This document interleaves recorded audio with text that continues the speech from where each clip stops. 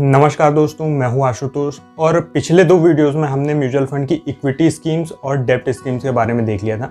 पर अभी भी कुछ स्कीम्स बचती हैं, जैसे कि index fund, ETF, fund of fund, children fund, retirement fund, hybrid fund, multi asset fund and arbitrage fund.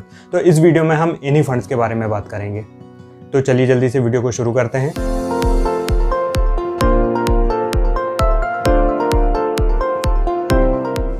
पहला है इंडेक्स फंड। इंडेक्स फंड ऐसे फंड होते हैं जो स्टॉक मार्केट में अवेलेबल किसी न किसी इंडेक्स के में अवेलेबल स्टॉक्स में इन्वेस्टमेंट करते हैं और उसी वेटेज में इन्वेस्टमेंट करते हैं। मतलब ये किसी न किसी इंडेक्स को कॉपी करते हैं और उनके वेटेज को भी कॉपी करते हैं। जैसे मान लीजिए इंडिया में 2 फेमस स्टॉक इंडेक्स हैं, पहला है सेंसेक्स और निफ्टी। तो जो सेंसेक्स प्लान होते हैं म्यूचुअल फंड के, वो सिर्फ सेंसेक्स में अवेलेबल स्टॉक्स को कॉपी करते हैं और जो निफ्टी प्लान होते हैं वो सिर्फ निफ्टी में अवेलेबल स्टॉक्स में इन्वेस्टमेंट करते हैं। तो ये जो होते हैं ये पैसिव फंड्स होते हैं। इनमें फंड मैनेजर को कोई भी एक्टिव डिसीजन नहीं लेना होता है और सिर्फ उन्हें उस इंडेक्स को कॉपी करना होता है उसी प्रोपोर्शन में, उसी वेटेज में। तो जब फंड मैनेजर को कोई एक्टिव डिसीजन नहीं लेना है तो ये लो कॉस्ट होते हैं, इनका एक्सपेंस रेशियो भी कम होता है। इंडिया में लगभग 70 के आसपास इंडाइसेस हैं, जिनमें बहुत सारे इंडाइसेस में फ़ंड लॉन्च हो चुके हैं और कुछ में नहीं है, तो हो सकता है आने वाले समय में हो जाए। तो इन फंड्स में हमें सिर्फ ये देखकर कि ये लो कॉस्ट होते हैं इन्वेस्टमेंट नहीं करना है। किसी भी स्कीम में इन्वेस्टमेंट करने के लिए बहुत सारे पैरामीटर्स को देखना पड़ता है। फिर भी 2 स्कीम्स ऐसी होती हैं जिनमें आप डेफिनेटली इन्वेस्टमेंट कर सकते हैं, एक Sensex plan and Nifty plan. अगली कैटेगरी है ETFs की। ETFs जो होते हैं म्यूचुअल फंड की क्लोज एंडेड स्कीम की तरह होते हैं। क्लोज एंडेड स्कीम ऐसी स्कीम होती हैं जो सिर्फ अपने स्कीम के लॉन्च या फिर न्यू फंड ऑफरिंग के समय ही ओपन होती हैं परचेज के लिए। उसके बाद आप उनकी यूनिट्स को नहीं बेच सकते हैं जब तक कि उनका टाइम पीरियड खत्म ना हो जाए। तो फंड हाउस क्या करते हैं, इन स्कीम्स को खरीदने और बेचने के लिए स्टॉक एक्सचेंज में लिस्ट कर देते हैं, ताकि इन्वेस्टर्स बाद में इन स्कीम्स की यूनिट्स को परचेज भी कर सकें और सेल भी कर सकें। आजकल क्या होता है, ज़्यादातर म्यूचुअल फंड की स्कीम्स ओपन एंडेड होती हैं। इनमें आप कभी भी परचेज कर सकते हैं इनकी यूनिट्स को और कभी भी विड्रॉल कर सकते हैं। तो जो ETFs होते हैं म्यूचुअल फंड की इंडेक्स स्कीम्स की क्लोज एंडेड स्कीम की तरह होते हैं। मतलब ये किसी न किसी इंडेक्स को कॉपी करते हैं और इनकी जो यूनिट्स होती हैं स्टॉक एक्सचेंज में लिस्टेड होती हैं। आप स्टॉक एक्सचेंज में इन्हें स्टॉक्स की तरह खरीद और बेच सकते हैं।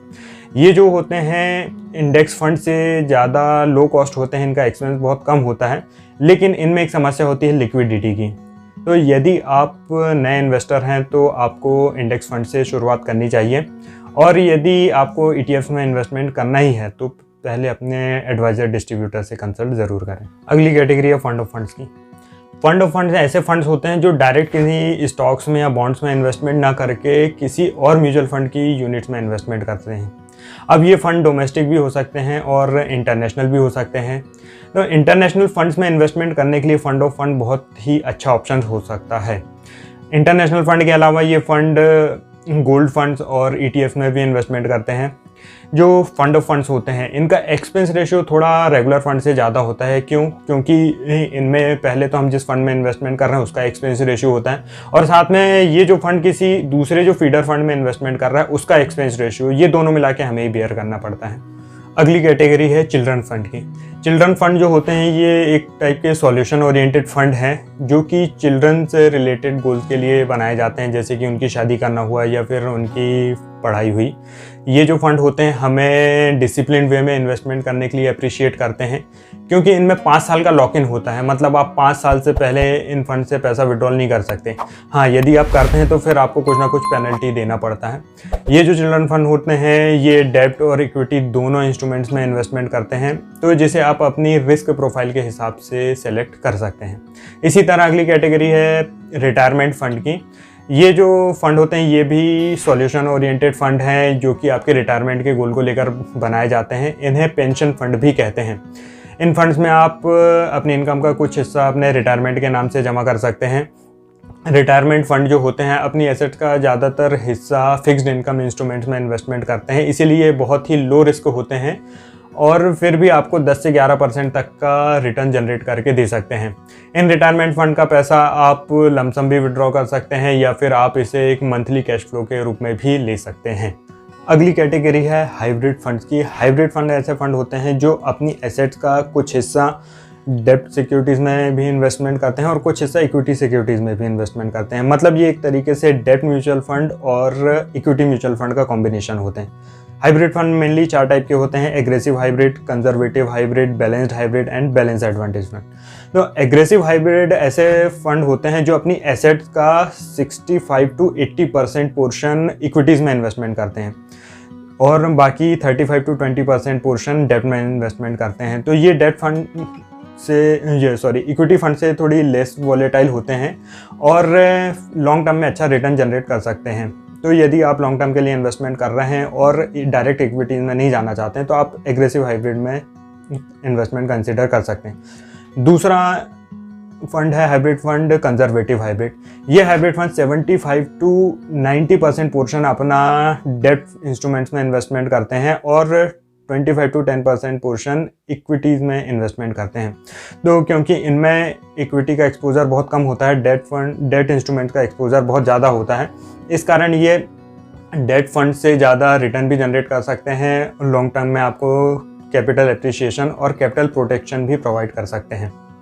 तीसरी कैटेगरी है बैलेंस्ड हाइब्रिड फंड की। ये जो फंड होते हैं अपनी एसेट्स का 40 to 60% पोर्शन इक्विटीज़ में इन्वेस्टमेंट करते हैं और बाकी पोर्शन डेट इंस्ट्रूमेंट्स में इन्वेस्टमेंट कर सकते हैं। तो ये जो फंड होते हैं लगभग 50-50 के कॉम्बिनेशन में इन्वेस्टमेंट करते हैं। तो यदि आप डायरेक्ट इक्विटीज़ में जाने से घबराते हैं, वोलेटिलिटी से डरते हैं और डेब्ट इंस्ट्रूमेंट से ज़्यादा रिटर्न जनरेट करना चाहते हैं तो आप इन फंड में इन्वेस्टमेंट कंसिडर कर सकते हैं। अगली कैटेगरी है बैलेंस एडवांटेज फंड की। ये जो फंड होते हैं इनमें इक्विटी और डेब्ट का जो एक्सपोजर होता है फिक्स नहीं होता है। ये मार्केट की कंडीशन के हिसाब से कभी इक्विटी में अपना एक्सपोजर बढ़ा लेते हैं और कभी डेब्ट इंस्ट्रूमेंट्स में अपना एक्सपोजर बढ़ा लेते हैं।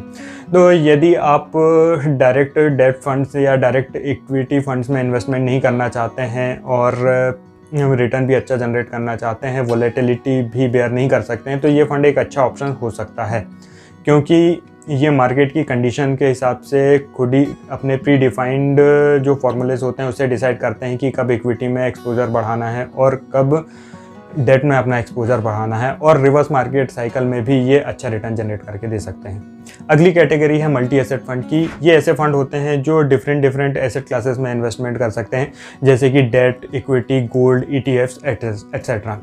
क्या होता है, जब भी स्टॉक मार्केट में फॉल होता है तो अदर एसेट क्लासेस के रिटर्न अच्छे हो जाते हैं। तो इन फंड्स में इन्वेस्टमेंट करके रिवर्स मार्केट फॉल में डाउनसाइड रिस्क को कम किया जा सकता है। लेकिन यदि हम जब ज़्यादा डाइवर्सिफिकेशन करते हैं तो हमारे रिटर्न भी जनरलाइज हो जाते हैं। तो यदि आपके इन्वेस्टमेंट ऑब्जेक्टिव इस फंड के साथ मैच करते हैं तो आप इन फंड्स में इन्वेस्टमेंट कर सकते हैं। अगली कैटेगरी है आर्बिट्रेज फंड की। आर्बिट्रेज फंड ऐसे फंड होते हैं जो एक ही समय में डिफरेंट मार्केट में उस सिक्योरिटीज़ में इन्वेस्टमेंट करके और उनके प्राइस डिफरेंस का फ़ायदा उठाकर रिटर्न जनरेट करते हैं। मान लीजिए एग्जाम्पल के लिए समझते हैं, मान लीजिए जैसे किसी एक सिक्योरिटी का BSE में प्राइस 100 रुपीज़ है और उसी समय NSE में प्राइस उसका 101 रुपये है।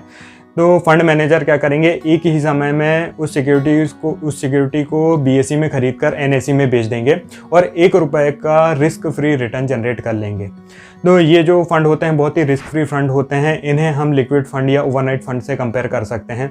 यदि आप 20% या उससे ज़्यादा के टैक्स ब्रैकेट में आते हैं तो डेफिनेटली ये ओवरनाइट फंड और लिक्विड फंड से ज़्यादा बेटर ऑप्शन हो सकता है आपके लिए, क्योंकि आर्बिट्रेज फंड एक टाइप के इक्विटी फंड होते हैं और उनमें इक्विटी फंड के हिसाब से शॉर्ट टर्म कैपिटल गेन 15% और लॉन्ग टर्म कैपिटल गेन 10% लगता है।